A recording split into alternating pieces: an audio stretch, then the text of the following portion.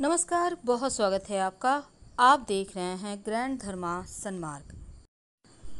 चैत्र मास की एकादशी को हिंदू धर्म में बेहद खास माना जाता है, क्योंकि इसे पाप मोचनी एकादशी कहते हैं। पापों को नष्ट करने वाली एकादशी है। मान्यता है कि इस एकादशी के व्रत के प्रभाव से भक्तों के सभी पाप नष्ट हो जाते हैं और इस बार पाप मोचनी एकादशी 7 अप्रैल बुधवार के दिन मनाई जाएगी। एकादशी तिथि भगवान श्री हरि विष्णु को समर्पित है और ऐसे में इस दिन भगवान विष्णु की विधि विधान से पूजा की जाती है।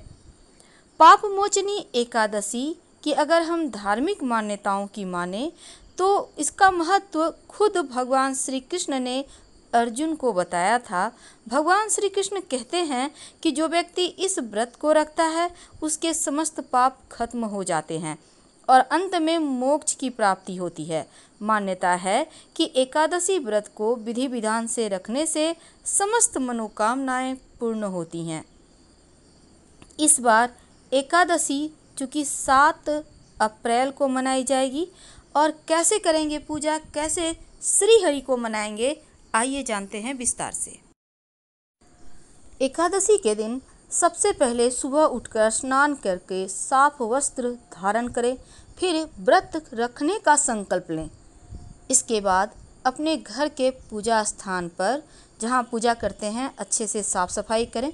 फिर एक वेदी बनाएं या आप चाहें तो एक लकड़ी के पाटे पर आप 7 तरह के जो अनाज हैं उसको रखना है और ये अनाज होगा धान, उड़द, मूंग, गेहूं, चना, जौ, चावल, बाजरा। अगर आपके पास 7 तरह के अनाज नहीं है, याद रखिए लकड़ी के पाटे पर आपको कपड़े बिछा लेना है, फिर रखना है। और इसके बाद अगर आप 7 तरह के नहीं हैं तो सिर्फ चावल रख दीजिए या धान रख दीजिए। वेदी के ऊपर एक कलश स्थापित करें।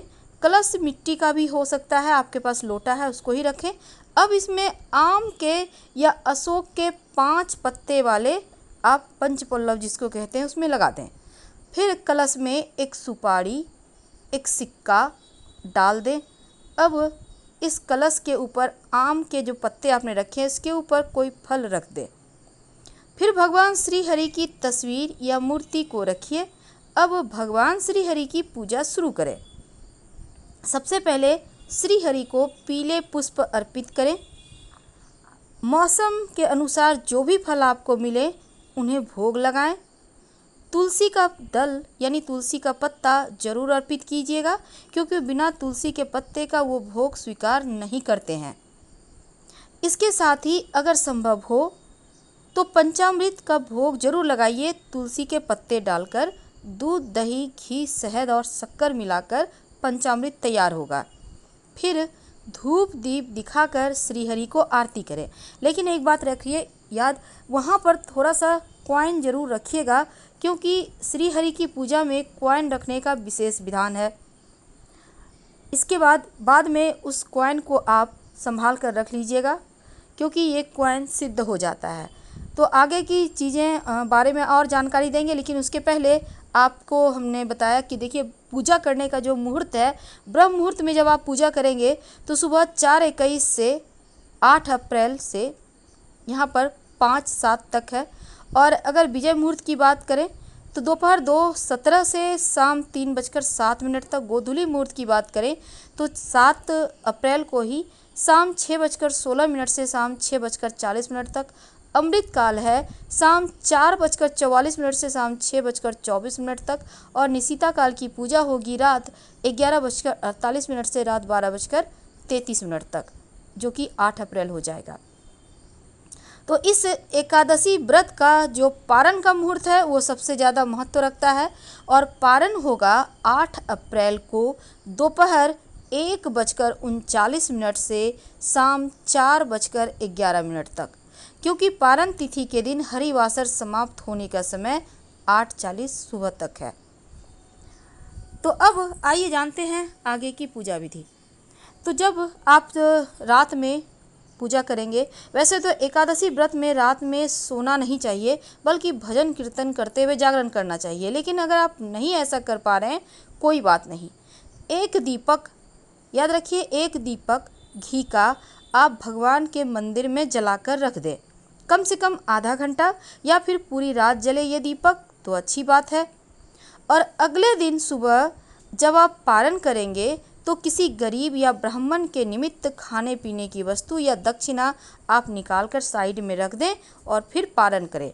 आप चाहें तो किसी को भोजन भी करा सकते हैं और इस तरह से आपका पारण हो जाएगा। पाप मोचनी एकादशी के दिन कुछ विशेष प्रयोग किए जाते हैं, आइए जानते हैं उसके बारे में। लेकिन एक बात याद रखिएगा, विशेष मनोकामनाओं की पूर्ति के लिए एक छोटा सा प्रयोग इस दिन कीजिएगा। क्या करेंगे? आप 1.25 मीटर पीले रंग के वस्त्र ले लें और फिर दाहिने हाथ में चंदन और पुष्प लेकर आप व्रत का संकल्प लेने और उसके बाद भगवान को 11 पीले फल, आप केला भी अर्पित कर सकते हैं, 11 फूल यानी पुष्प और 11 पीली मिठाई अर्पित करें। फिर उन्हें पीला चंदन और पीला जनेऊ अर्पित करें और फिर बैठकर वहीं पर विष्णु सहस्त्र नाम का जप करें या फिर भगवत कथा का पाठ करें या गीता के 11वें अध्याय का पाठ करें और आपकी विशेष जो मनोकामना है उसकी पूर्ति के लिए भगवान से प्रार्थना करें, तो आपकी विशेष मनोकामना पूर्ण हो जाती है। इस व्रत को रखने से भक्तों को बड़े से बड़े यज्ञों के समान फल की प्राप्ति होती है और पाप मोचनी एकादशी का व्रत करने से सहस्त्र अर्थात 1000 गायों के दान के इतना फल मिलता है। ब्रह्म हत्या, स्वर्ण चोरी, सुरापान, गुरु पत्नी गमन जैसे महापाप भी इस व्रत को रखने से दूर हो जाते हैं और इस एकादशी तिथि का बड़ा ही धार्मिक महत्व है।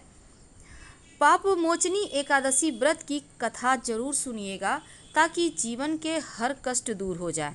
लेकिन एक छोटा सा प्रयोग देखिए, शाम के समय अपने घर में तुलसी जी के पास एक दीपक तो आप जलाइएगा ही, साथ ही एक दीपक रात भर जले या फिर कम से कम रात में आधा घंटा ही जले, रात 11 से 1 के बीच जला दीजिएगा।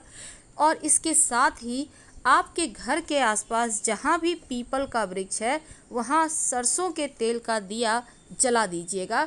आप चाहें तो इसमें 1 चुटकी काला तिल या काली उड़द डालकर जलाएं। अगर आपके आसपास पीपल का पेड़ ना हो तो अपने घर के मुख्य दरवाजे पर अंदर की तरफ एक दीपक जलाइए, घी का या तेल का, उससे कोई दिक्कत नहीं है। आप कोई भी दीपक जला सकते हैं। आप ही नहीं बल्कि आपके पितृ भी प्रसन्न होंगे और उन्हें तमाम तरह की यातनाओं से मुक्ति मिल जाएगी और आपके पितृदोष समाप्त हो जाएंगे। बहुत सिंपल है प्रयोग, जरूर करें। फिलहाल आपसे विदा लेंगे, हम ढेर सारी जानकारियों के साथ फिर मिलेंगे। हर हर महादेव, धन्यवाद।